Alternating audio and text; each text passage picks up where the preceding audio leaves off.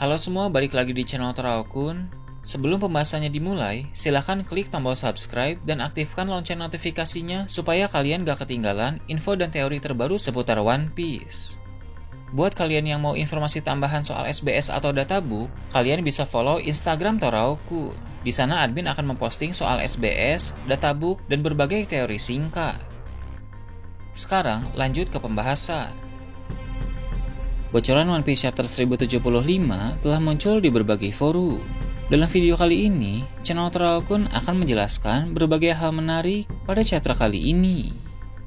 Chapter kali ini berjudul Permainan Maut Labopes. Judul tersebut merujuk kepada berbagai kejadian yang sedang berlangsung di laboratorium. Seperti yang kita tahu dari chapter sebelumnya, hal-hal aneh dan berbahaya terus terjadi di tempat tersebut. Pertama, Vegapunk yang asli menghilang secara misterius. Awalnya, diketahui Vegapunk sedang bersama Jewelry Bonnie. Mereka berdua memasuki ruangan tempat di mana energi memori milik Kuma disimpan. Namun, saat Vegapunk ingin menghentikan Bonnie yang mencoba menyentuh energi memori Kuma, Bonnie malah menendang Vegapunk. Sang ilmuwan jenius itu pun terlempar keluar dari ruangan tersebut. Setelah itu, Vegapunk menghilang entah kemana, padahal dia harusnya segera berkumpul bersama bajak laut topi jerami dan para cloningnya, karena mereka harus segera pergi meninggalkan Pulau Egghead. Namun, Vegapunk menghilang secara misterius, sehingga sebagian besar kru bajak laut topi jerami dan para cloning dari Vegapunk terpaksa berpencar untuk mencarinya. Kedua, Frontier Dome menutup dan kubu Vegapunk kehilangan kendali terhadap Frontier Dome itu. Masih belum diketahui siapa yang melakukannya. Namun, yang jelas menutupnya Frontier Dome membuat orang-orang di dalam laboratorium tidak bisa keluar karena akan terkena laser yang sangat panas. Ketiga, salah satu klon Vegapunk yang bernama Pythagoras sedang berjalan untuk mencari keberadaan Vegapunk. Namun, dia merasakan ada yang aneh. Lalu ketika dia menengok ke belakang, ledakan langsung terjadi di tempat tersebut. Dari tiga kejadian itu, sudah cukup jelas bahwa ada seseorang yang sedang mengacaukan kubu Vegapunk. Diketahui dalam chapter terbaru ini, aksi dari orang misterius itu pun masih berlanjut. Namun sebelum itu, chapter kali ini menampilkan cover story yang cukup menarik. Cover story itu memperlihatkan pertemuan antara Vegapunk dengan para Gorosei pada masa lalu. Seperti yang kita tahu dari ucapan Gorosei Saturnus, dia bilang bahwa dirinya pernah bertemu dengan Vegapunk, walaupun itu sudah lama sekali. Kemungkinan besar, pertemuan yang dimaksud oleh Gorosei Saturnus adalah pertemuan yang terlihat dalam cover story kali ini.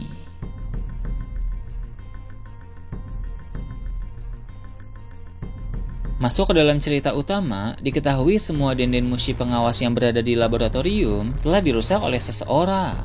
Shaka tidak bisa melihat apa yang sebenarnya sedang terjadi. Laboratorium Vegapunk dilengkapi oleh banyak Denden Mushi pengawas yang berfungsi seperti CCTV. Denden Mushi pengawas itu bisa mengambil video secara langsung dan bisa dilihat dari layar monitor. Namun, berhubung sekarang ini semua Denden Mushi itu sudah rusak, maka seluruh keadaan di laboratorium sudah tidak bisa lagi dipantau. Hal tersebut membuat suasana di sana semakin menegangkan. Orang misterius yang merusak semua Denden Mushi pengawas itu menjadi bisa beraksi dengan lebih leluasa. Setelah itu, diketahui bahwa kru bajak laut topi jerami dan para klon Vegapunk membentuk 4 kelompok untuk mencari Vegapunk. Membentuk 4 kelompok memang terdengar cukup efisien. Namun, salah satu dari 4 kelompok tersebut mengalami kejadian yang tidak terduga. Seraphim buah Hancock atau Snake tiba-tiba melancarkan serangan kepada mereka. Sebagai salah satu Seraphim, Snake sangat kuat. Dia memiliki tubuh tangguh, keahlian bertarung hebat, serta kemampuan buah iblis artifisial Meromeronomi. Dengan begitu, Snake sama sekali tidak bisa diremehkan. Beberapa saat kemudian, ditampilkan 2 Seraphim lain. Mereka adalah Seraphim Kuma yang bernama S-Bear dan Seraphim Mihawk yang bernama S-Hawk. Kedua Seraphim tersebut masuk ke dalam ruangan monitor dan mulai melancarkan serangan. Alasan mengapa S-Snake menyerang salah satu kelompok serta S-Bear dan S-Hawk melakukan penyerangan di ruang monitor tentu karena mereka diberi perintah oleh seseorang. Dalam chapter lalu, Seraphim sudah ditenangkan. Jadi jika mereka menyerang lagi dalam chapter terbaru ini, berarti mereka memang mendapatkan perintah. Sosok yang memberi mereka perintah sepertinya adalah orang misterius yang terus mengacau di laboratorium.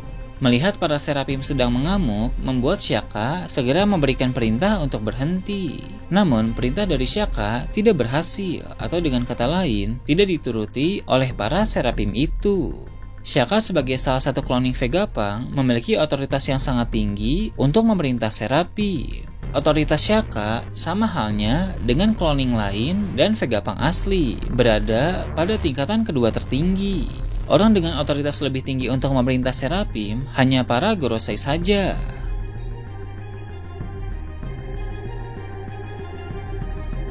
Dengan begitu, ada dua kemungkinan mengapa perintah Shaka tidak berhasil kepada para serapim saat ini. Kemungkinan pertama, orang misterius yang memerintahkan para serapim adalah salah satu dari klon Vegapunk yang berkhianat. Walaupun cloning pengkhianat itu memiliki otoritas yang sama dengan Shaka, tapi jika dia sudah memberi perintah terlebih dahulu kepada serapim, maka Shaka tidak bisa memberikan perintah yang berbeda. Untuk memberikan perintah berbeda, diperlukan orang dengan otoritas yang lebih tinggi. Tidak bisa orang dengan otoritas yang sama. Kemungkinan kedua, pengkhianatnya adalah Shaka sendiri. Jadi, selama ini dia hanya bersandiwara. Semua yang Shaka lakukan sudah dia atur sebelumnya. Sejak chapter yang lalu, sudah banyak orang yang menduga ada pengkhianat di antara para klon Vegapunk. Kemudian, Rob Lucci dan Kaku yang sebelumnya pingsan akibat ulah Stussy, kini telah sadar kembali. Namun, mereka tidak bisa berbuat apa-apa karena keduanya diborgol menggunakan batu laut. Di sana juga ada Luffy dan Zoro yang berjaga, sehingga melarikan diri tampaknya mustahil, apalagi dengan kondisi mereka yang melemah akibat borgol batu laut. Rob Lucci dan Kaku pun mengatakan sesuatu yang menarik kepada Luffy dan Zoro. Mereka meminta Luffy dan Zoro untuk membebaskan mereka karena mereka ingin bertarung bersama dengan Luffy dan Zoro. Sebenarnya belum terlalu jelas apa maksud dari ingin bertarung bersama itu. Tapi sepertinya maksud mereka adalah bertarung bersama melawan para serapim. Sebab amukan dari para serapim itu bisa merugikan pihak Luffy maupun pihak Rob Lucci. Hanya saja, kita masih belum tahu apakah perkataan mereka memang benar atau mereka berbohong hanya supaya borgol mereka dilepaskan. Dan yang menjadi pertanyaan menarik juga adalah, entah apakah Luffy akan membebaskan Rob Lucci dan Kaku atau tidak. Mungkin Luffy dengan polosnya akan membebaskan mereka, tapi tentu Zoro akan melarang.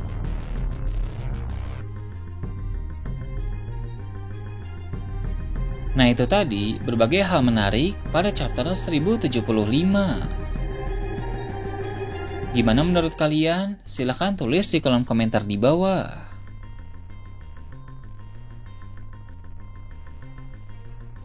Oke, segitu aja untuk pembahasan kali ini. Jangan lupa like, share, dan subscribe untuk video menarik selanjutnya.